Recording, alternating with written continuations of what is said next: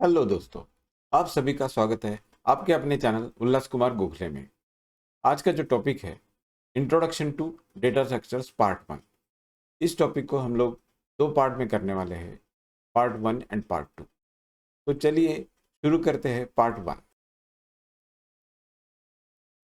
जो पार्ट 1 का जो एजेंडा है उसमें हम सबसे पहले इंट्रोडक्शन पढ़ेंगे, उसके बाद basic terminology, that is nothing but elementary data organization, and then will study the data structures definition, and then last will be the classification of data set. So this will be the agenda for part 1. Then part 2 में जो agenda रहेगा उसमें हम जो data structures है, arrays, link list, queues, stacks, graphs और trees, इसको थोड़ा डिटेल में स्टडी करेंगे। और उसके बाद डेटा स्ट्रक्चर ऑपरेशंस हम लोग स्टडी करेंगे पार्ट 2 में। तो चलिए शुरुआत करते हैं पार्ट 1 के इंट्रोडक्शन से। A data structure is a scheme of organizing data in the memory of a computer. तो डेटा स्ट्रक्चर बेसिकली क्या है? एक स्कीम है जिसमें हम डेटा कंप्यूटर के मेमोरी में ऑर्गेनाइज करते हैं, उसको हम डेटा स्ट्रक्चर बोलते हैं। And data structure is particular way of storing and organizing data in computer so that it can be use efficiently. तो जो डेटा है उसका यूज इफिशिएंटली होना चाहिए, इसके लिए हम लोग डेटा स्ट्रक्चर का यूज करते हैं। अभी अलग अलग तरह के डेटा स्ट्रक्चर्स होते हैं। कुछ एप्लीकेशन के लिए हम लोग पर्टिकुलर डेटा स्ट्रक्चर यूज़ करते हैं, एंड कुछ डेटा स्ट्रक्चर ऐसे है जैसे कि वो स्पेसिफिक टास्क के लिए उसका यूज़ होता है। और data structures are building blocks of the program. तो ये एक इम्पॉर्टेंट पार्ट है प्रोग्राम का, और program build using improper data structures may not work as expected. तो उसका वर्किंग ठीक से नहीं होगा।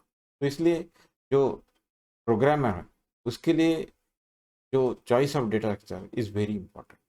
तो इसलिए ये जो सब्जेक्ट है हम लोग पढ़ रहे हैं, इसकी वजह ये है, जब भी आप कोई भी प्रोग्राम करेंगे तो उसका जो डेटा स्ट्रक्चर है वो बहुत इंपॉर्टेंट है, so that the program will work properly and efficient. Then let us go to the next, that is basic terminology, elementary data organization. तो पहला जो टर्म है इसमें वो है data. The term data means a value or set of value. तो इसका मतलब क्या है? It will either specify value of a variable or a constant, जैसे कि मार्क्स ऑफ स्टूडेंट। अब इसका जो भी वैल्यू रहेगा, it can be 60, 80, 90 out of 100 if you are considering.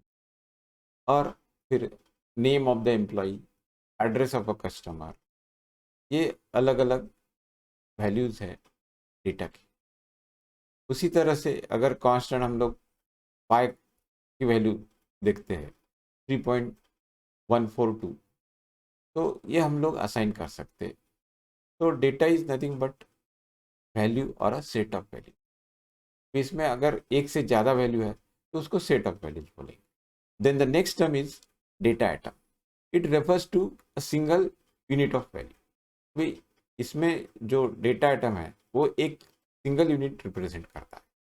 उसके बाद नेक्स्ट डेफिनेशन है एलिमेंट्री आइटम।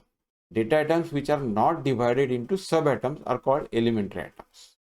जैसे कि पिन कोड है, pin code always it will be 6 digits in India. So we cannot divide it into sub atoms.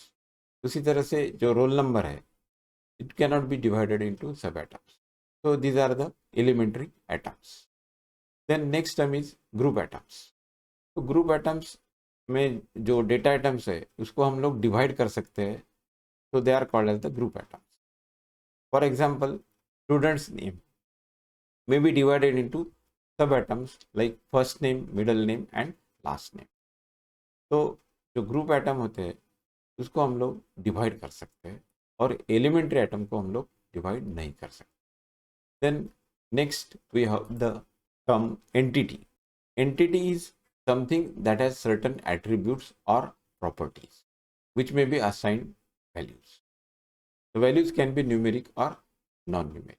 अभी एक example लेते हैं। कोई भी स्टूडेंट है, स्टूडेंट एक एंटिटी है और एम्प्लॉय वो एक एंटिटी है। तो उसके लिए जो एट्रीब्यूट्स है, एट्रीब्यूट्स का मतलब गुण, यानी कि स्टूडेंट का उसके साथ जुड़ा नाम होगा, देन एज, फिर का रोल नंबर, इस तरह के जो उसके साथ जुड़े एट्रीब्यूट्स है वो रहते हैं।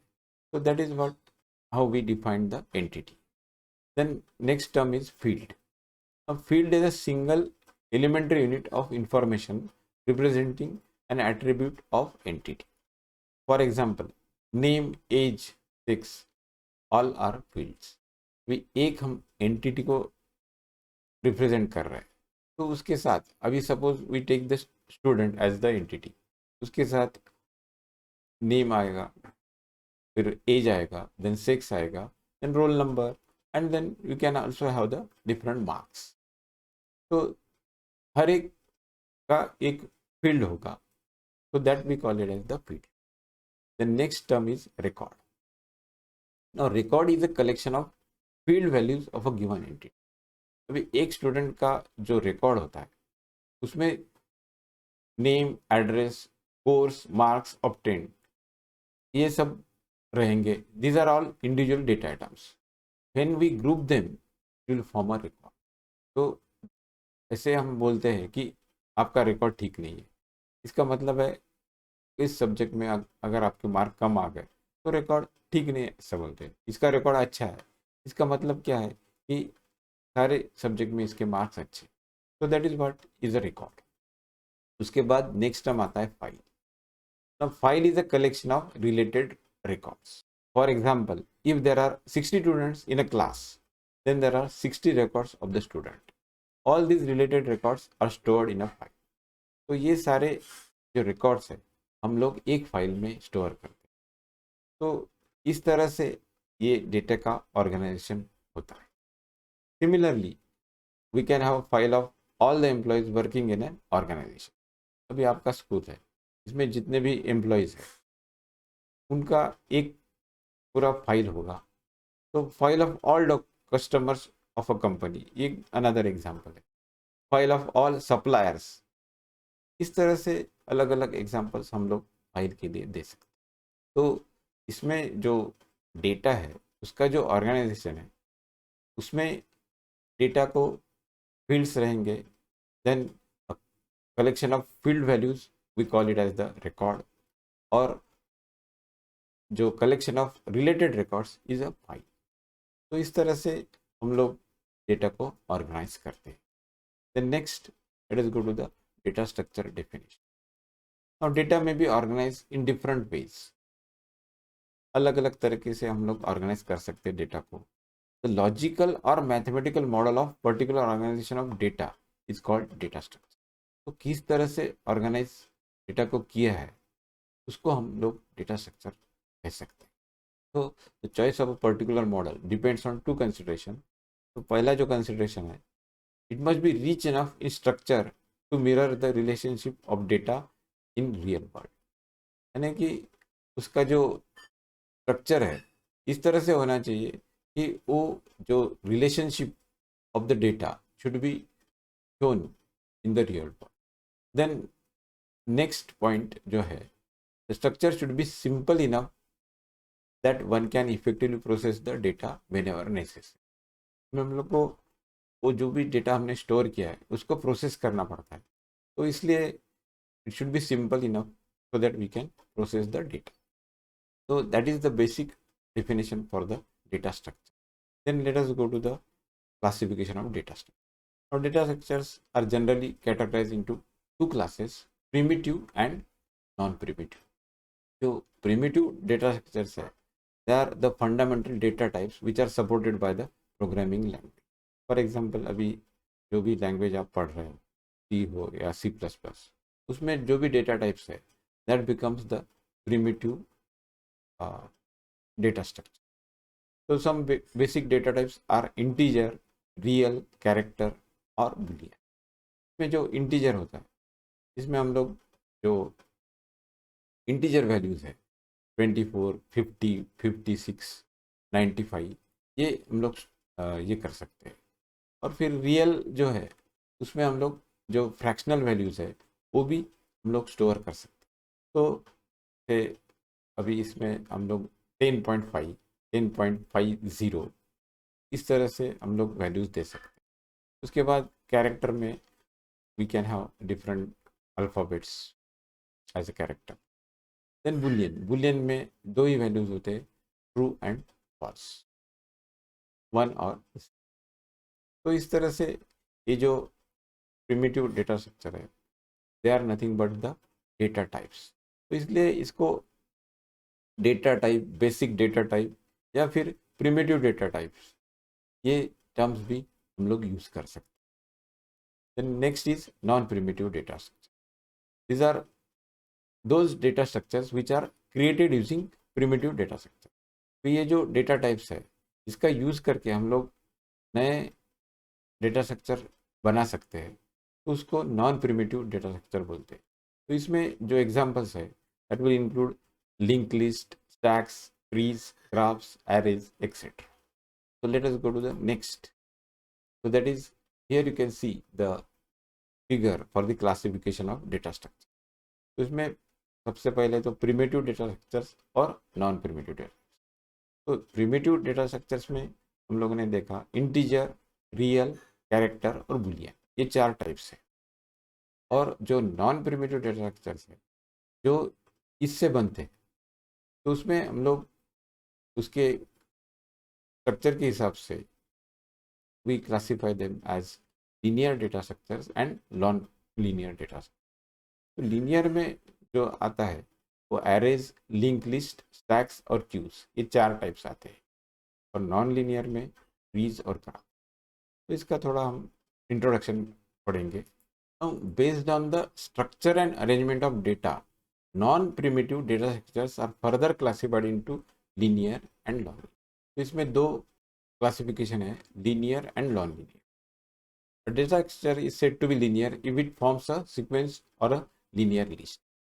अगर वो सीक्वेंस फॉर्म करता है या फिर लीनियर लिस्ट फॉर्म करता है तो उस डेटा स्ट्रक्चर को हम लोग लीनियर बोलते हैं। तो लीनियर डेटा स्ट्रक्चर में data arrangement is in a linear fashion और उसका जो स्टोरेज है that may not be sequential. वो मेमोरी में कैसे स्टोर होता है that is not important. What is important is the arrangement is in a linear fashion. तो उसको हम लोग एक के बाद एक अरेंज करके रखते हैं so that the accessing will be easy. इसमें arrays, link list, queues and stack, ये एग्जाम्पल आते हैं लीनियर डेटा स्ट्रक्चर। और फिर दूसरा जो डेटा स्ट्रक्चर है दैट इज नॉन लीनियर। इसमें क्या होता है, data is not arrange in a sequence. तो डेटा सीक्वेंस में अरेंज नहीं होता है। तो इसमें जो एग्जाम्पल्स आते हैं वो है ट्रीज एंड ग्राफ्स। ये दोनों एग्जाम्पल्स हैं नॉन लीनियर डेटा स्ट्रक्चर। तो इस तरह से हम लोग डेटा स्ट्रक्चर का क्लासिफिकेशन होता है। So with this we come to the end of this video. If you have any queries you can contact me on Facebook, Twitter, Gmail or Instagram.